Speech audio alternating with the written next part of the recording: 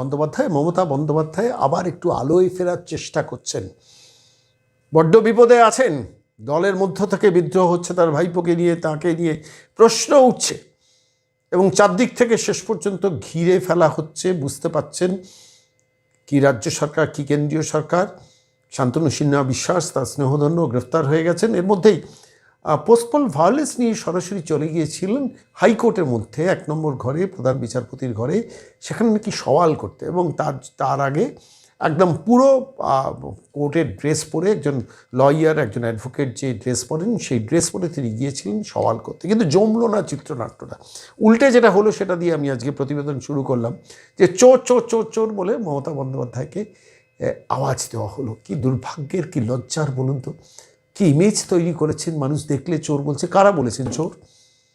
হাইকোর্টের ভেতরে নিশ্চিতভাবে বহু লয়াররা বলেছেন, যারা হয়তো কেউ বা তৃণমূলে তো একাধিক গোষ্ঠী আছে, জানি না, বা সাধারণ লয়াররা, তারা বলেছেন। কারা বলেছেন জানি না। কিন্তু কি ঘটেছে শেষ পর্যন্ত? কোর্টের মধ্যে সওয়াল খুব বেশি কিছু করতে পারেননি। কল্যাণ বন্দ্যোপাধ্যায় বকবক করেছেন, তিনি হয়তো সাহায্য করছেন, এইসব হয়েছে। কিন্তু যখন বেরিয়ে এসছেন, বেরিয়ে আসার পর লিফট থেকে নামার থেকে শুরু করে গেট দিয়ে বেরিয়ে গাড়িতে ওঠা পর্যন্ত যে ব্যাপক চোর চোর চোর চোর স্লোগান হলো। এবং সেই তারপর দেখলাম কল্যাণ বন্দ্যোপাধ্যায় একটা প্রেস স্টেটমেন্ট করলেন। কী করলেন? যে বললেন যে ওই শুভেন্দু অধিকারী, যিনি চিফ ইলেকশন এজেন্ট ছিলেন, তিনি যা তা বলেছেন। সত্যি কি যা তা বলেছেন? অ্যাডভোকেট সূর্যনীল দাস করেছিলেন। কি বলেছেন আমার একটু জানার ইচ্ছে ছিল। কি হয়েছে এক্স্যাক্ট ঘটনাটা, সেটা একটু জানার ইচ্ছে ছিল। আমি সরাসরি আজকে নতুন বাংলা দর্শকদের, আইনজীবী সূর্যনীল দাস গতকাল যখন মমতা বন্দ্যোপাধ্যায়কে চোর চোর স্লোগান শুনতে হয়েছে, সেই সময়টা দাঁড়িয়ে যখন হাইকোর্ট থেকে মমতা বেরিয়ে যাচ্ছেন, সেই সময় এক্স্যাক্টলি কী ঘটেছে আমি সরাসরি আইনজীবী সূর্যনীল দাসের মুখে শুনেছি। কি শুনেছি সেটাও আপনাদের শোনানো দরকার। নমস্কার সূর্যনীল, আমি সন্ময় বলছি। দাদা নমস্কার। হ্যাঁ নমস্কার। বলছি আজকে তো 1 পয়েন্ট এজেন্ডা ছিল আপনাকে টার্গেট করা। মানে আপনি মমতা বন্দ্যোপাধ্যায় যখন বেরিয়ে এসছেন, তাকে চোর চোর স্লোগান শুনতে হলো, তারপরে কল্যাণ বন্দ্যোপাধ্যায় স্টেটমেন্ট করতে গিয়ে বললেন, আপনার নাম তুলে বললেন যে আপনি নাকি যা তা বলেছেন মমতা বন্দ্যোপাধ্যায়কে। বিষয়টা কি একটু বলবেন? দাদা দেখুন, আমি একজন খুবই মধ্যবিত্ত পরিবার, সাধারণ পরিবারের একজন ছেলে, এবং এই কালচারটা আমার নয়। একটু জোরে বলবেন। এগুলো আমি কিছু করিনি। আচ্ছা। আমি যদি করে থাকতাম আমি বুক চিতিয়ে বলতাম যে আমি করেছি। আমি কাউকে ভয় পাই না। বাট আজকের এবং আগের দিনও যে অ্যালিগেশন গুলো লাগানো হচ্ছিল, উনি হেরে গেছেন এবং ডিসাইসিভলি হেরেছেন। 15,110 ভোটে হেরেছেন ভবানীপুর থেকে। তো সেইটার কারণে ওনার একটা প্রতিফলিত রাগ ছিল। অনারেবল চিফ মিনিস্টারের বিরুদ্ধে উনি দেখাতে পারছেন না, কারণ উনি অ্যাকচুয়ালি ভীতু। তাই জন্য আমাকে অ্যাজ চিফ ইলেকশন এজেন্ট আমাকে টার্গেট করছেন উনি।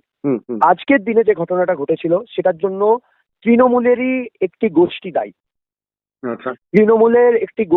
তৃণমূলের দুটো গোষ্ঠী আছে, হ্যাভস অ্যান্ড হ্যাভ নটস। এই যারা হ্যাভ নটস গোষ্ঠী আছে তাদের মধ্যে একটা চাপা একটা রাগ অভিমান ছিল। সেইটাই আজকের ওনাকে বাইরে পেয়ে, কারণ আগে তো উনি একটা কনভয় নিয়ে ঘুরে বেড়াতেন, আজকের দিনে তো উনি একজন সাধারণ, মানে একজন উনি মেম্বার অফ লেজিসলেটিভ অ্যাসেম্বলিও না, বিধায়কও নন। She has no identity except for being the former chief minister of West Bengal.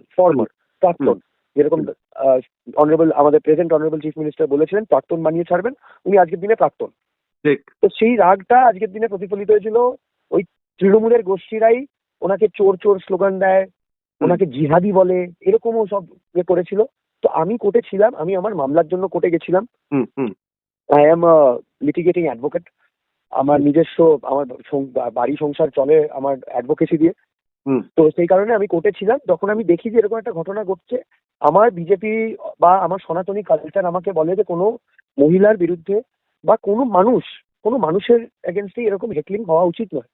আমি তাই জন্য আমি ওনাকে বাঁচানোর জন্য, ওনাকে রেস্কিউ করার জন্য আমি ওনার কাছে গেছিলাম, যাতে ওনাকে আমি সেফলি কোর্টের বাইরে পর্যন্ত পৌঁছে দিই, ওনার গাড়ি অব্দি পৌঁছে দিতে পারি। আপনি দেখবেন, আমি আপনাকে একটা জিনিস বলে থাকি, কল্যাণ স্যার, আমি ওনাকে এখনো পর্যন্ত স্যার হিসেবেই সম্বোধন করছি, ডিসপাইট উনি আমাকে অশ্রাব্য আমার এগেন্সে অ্যালিগেশন লাগিয়েছেন। কল্যাণ স্যার যতক্ষণ উনি গেট বিয়ের থেকে বেরোননি, উনি আমার হাত ধরেছিলেন। হি ওয়াজ হোল্ডিং মাই হ্যান্ড। যে মুহূর্তে উনি গেট বিট থেকে বেরোলেন এবং মিডিয়া অ্যাটেনশনে আসলো, উনি সাডেনলি ওনার মধ্যে একটা চেঞ্জ চলে এসেছিল। মানে আপনি বলছেন যখন মমতা বন্দ্যোপাধ্যায় চিফ জাস্টিসের ঘর থেকে বেরিয়ে যখন হাইকোর্ট বেরোচ্ছেন, তখন পর্যন্ত কল্যাণ বন্দ্যোপাধ্যায় আপনার হাতটা ধরেছিলেন, মানে আপনার হাত ধরে সঙ্গে যখন উনি যাচ্ছেন। লিফট থেকে নামেন, হ্যাঁ। ম্যাডাম যখন লিফট থেকে নামেন, ওনাকে আমি এখনো, উনি আমার বাবাকে গালাগালি করেছেন, উনি আমাকে গালাগালি করেছেন, হুম আমি তাও ওনাকে ম্যাডাম বলেই সম্বোধন করব। হুম ডিসপাইট দ্যাট আমি ওনাকে সেফলি কোর্টের বাইরে পর্যন্ত পৌঁছে দেওয়ার জন্য পুরো প্রচেষ্টা করেছিলাম, যার কারণে ওনার একজন সিকিউরিটি পার্সোনাল ছিলেন যিনি আমাকে গোঁত্তা মেরেছিলেন, আমার পেটে বিভৎস জোরে আমাকে ওনার কনুই দিয়ে মেরেছিলেন। যাই হোক, কিন্তু শেষ পর্যন্ত আপনি যখন মমতা বন্দ্যোপাধ্যায়কে কোর্ট থেকে হাইকোর্টের প্রেমিসেসের বাইরে পর্যন্ত পৌঁছে দিলেন, সঙ্গে সঙ্গে কল্যাণ বন্দ্যোপাধ্যায়ের অ্যাটিচিউডটা চেঞ্জ হয়ে গেল, তাই চেঞ্জ তো? হয়ে গেল, ওনার চেঞ্জ হয়ে গেল, এবং উনি আমাকে আমার এগেনস্ট অ্যালিগেশন লাগাতে শুরু করে দিলেন। As a matter of fact প্রাক্তন মুখ্যমন্ত্রীও সেম জিনিসটা করলেন। উনি কি করলেন, যেই মুহূর্তে মিডিয়া সামনে আসলো, উনি আমার দিকে পয়েন্ট করে করে বলছেন যে এই ছেলেটি আমাকে হেনা করেছে, তেনা করেছে। হুম, হুম, যতক্ষণ উনি ভেতরে ছিলেন উনি কিচ্ছু বলছিলেন না, কারণ উনি জানেন যে আমি ওনাকে প্রোটেক্ট করে নিয়ে যাচ্ছিলাম। হুম, হুম, হুম, হুম।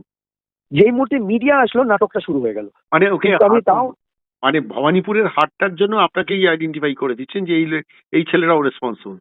দাদা, যদি উনি আমাকে, ওনার মতন একজন অ্যাস্টিউট পলিটিশিয়ান যদি ভাবেন যে আমার মতন একজন, মানে একদম smallest of the smallest fish is responsible for a defeat in Bhabanipur, I will feel very proud. ঠিক I am feeling very proud about that fact. He is giving me more relevance than I deserve. ঠিক ঠিক।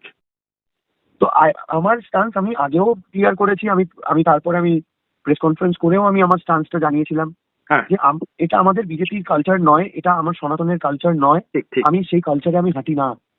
সুজনীল, আপনাকে অনেক ধন্যবাদ অন্তত ব্রিফিংটা নেওয়ার জন্য, কেন এটা ইন্টারপ্রিটেশন বিভিন্ন রকম করানোর চেষ্টা হচ্ছে কল্যাণবাবুর পক্ষ থেকে, মমতা বন্দ্যোপাধ্যায়ের পক্ষ থেকেও। তো যাই হোক, থ্যাংক ইউ সো মাচ পুরো ব্যাপারটা মানুষকে জানানোর জন্য। না না, ধন্যবাদ, আমার পক্ষটাও রাখবার সুযোগ দেওয়ার জন্য অনেক আমি আপনাকে অনেক অনেক ধন্যবাদ জানাই। অনেক ধন্যবাদ।